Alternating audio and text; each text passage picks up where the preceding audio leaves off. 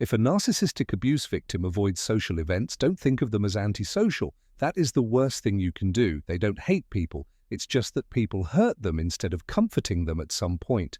Even though social events are meant to be fun and calm, they can feel more like battlegrounds. It's easy to feel overwhelmed in crowds, and talks can seem fake. Not being nice or close is not the point. It's about keeping yourself safe. Today, we'll talk about what's going on in the minds of people who are abused by narcissists and why they tend to avoid social events. 1. Problems with trust. It's hard to trust someone again after being lied to and tricked by someone you trusted.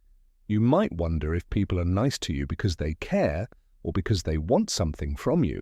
Dr. Leslie Becker Phelps, author of Insecure and Love, says that mental hurts from the past can make you very aware of betrayal even when there isn't any. Your brain has been trained to think the worst, not because you don't want to trust. So that you don't get hurt again, you stay away from those groups.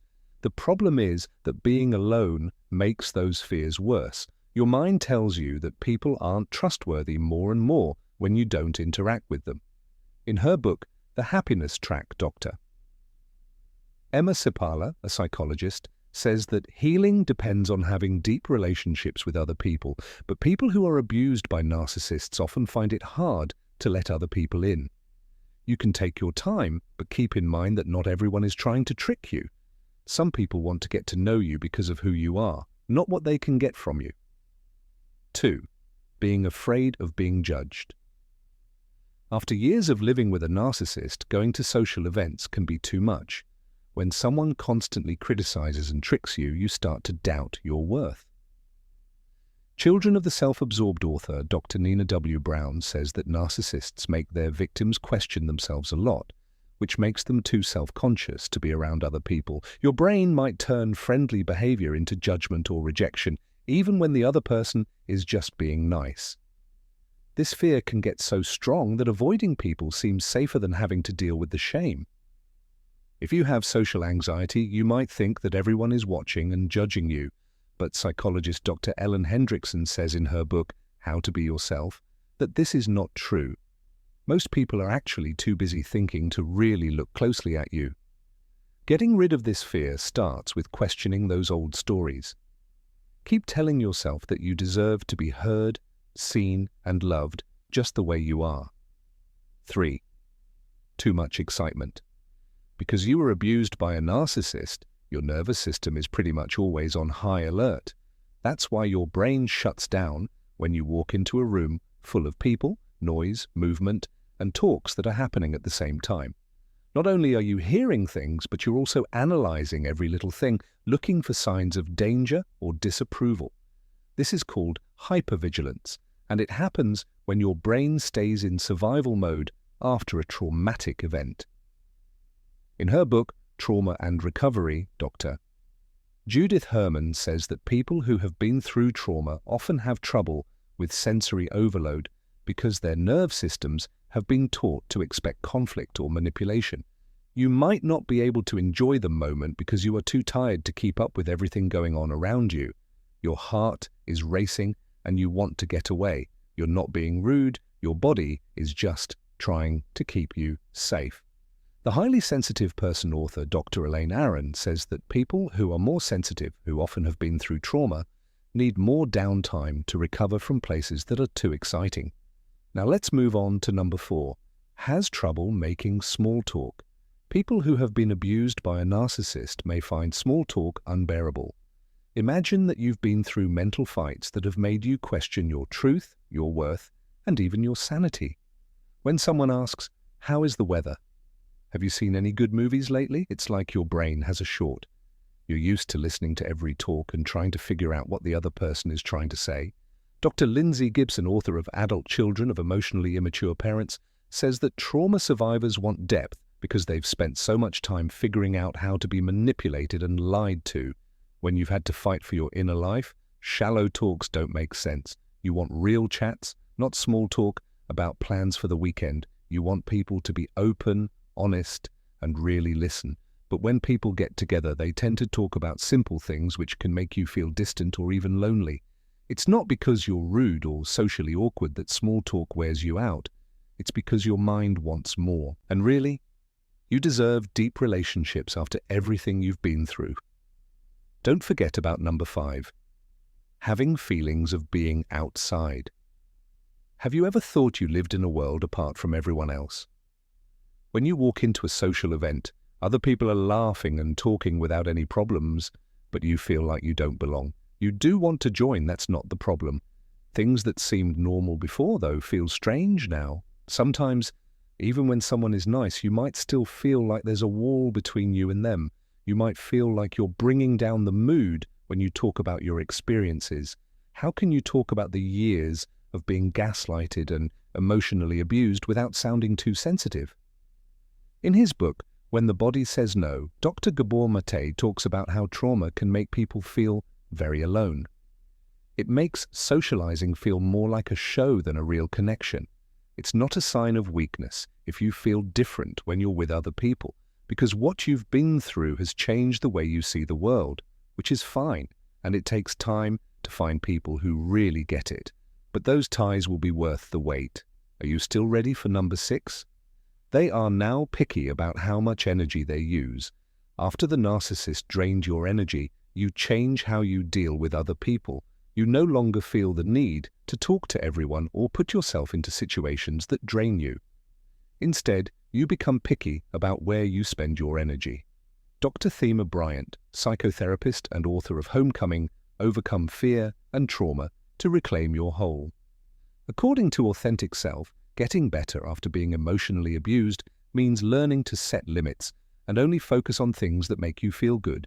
It's been too long of walking on eggshells and dealing with people who try to trick you. Now you can just decide not to go to a meeting if it feels forced, fake, or emotionally draining. This doesn't mean you don't like people. It means you value your peace. You've learned that not everyone gets access to your time, and you no longer feel bad about that. It's not isolation if you'd rather stay home than listen to weak conversation or be with people who could hurt you. It's self-respect. People who need to see you will understand and value the energy you bring when you show up. Moving on to number 7.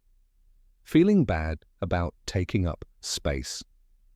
When you've been taught to think you're too much or in the way, it can be hard to walk into a room full of people. You might feel like you need to shrink, say sorry too much, or try to mentally and physically take up as little room as possible. Dr. Jonas Webb, author of Running on Empty, Overcome Your Childhood Emotional Neglect, says that when someone is made to feel like a burden over and over again, they start to believe that being there is a hassle. Rather than enjoying the event, you worry that you are talking too much, being too loud, and bothering people, or that your presence might bother someone. Over time, this guilt makes you stay away from all social events.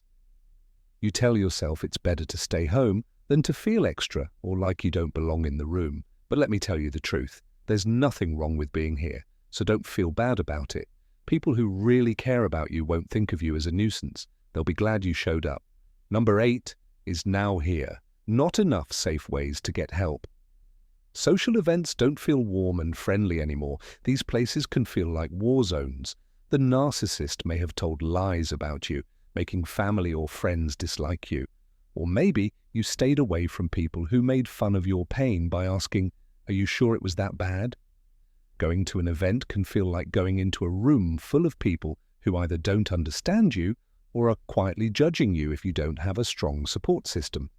Dr. Lindsay Gibson, who wrote Adult Children of Emotionally Immature Parents, says that narcissists often keep their victims alone by directing the story. It's hard for them to keep close ties with them. This could make you feel safer staying away from all social events. It's tiring to act like everything is fine when you really feel like you don't belong. And let's be honest, who wants to talk to people who believe the narcissist's twisted story or still do? Pay close attention. People who care about you will believe you, help you, and make you feel safe again. Now we'll talk about number 9. They have become like lone wolves.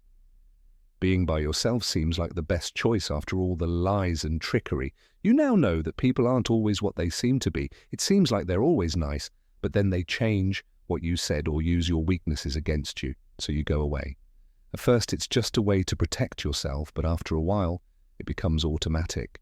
Being alone becomes a safe place, even if you really want to connect with other people. What's wrong is that it's hard to get out of that lone wolf mindset once you have it.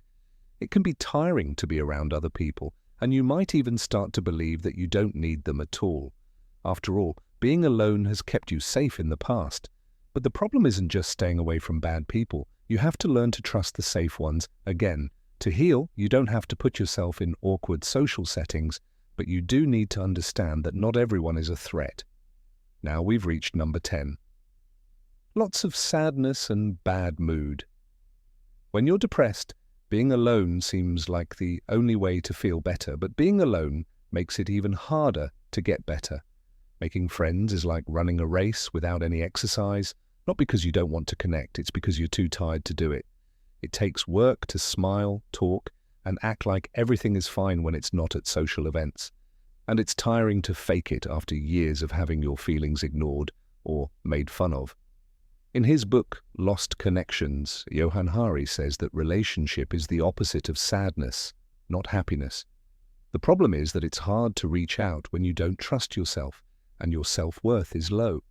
You pull away not because you don't care, but because you're just trying to get through each day. After narcissistic abuse, staying away from social events isn't a sign of being rude. It's about protecting yourself. When trust has been broken and being around other people is tiring instead of comfortable, it makes sense to take a step back. Don't get upset if someone you know constantly pulls away or declines your calls. Instead of putting pressure on them, offer patience and a safe place. If you're having a hard time, know that you don't have to explain why you're keeping the peace. Take your time to heal and spend time with people who make you feel safe instead of tired.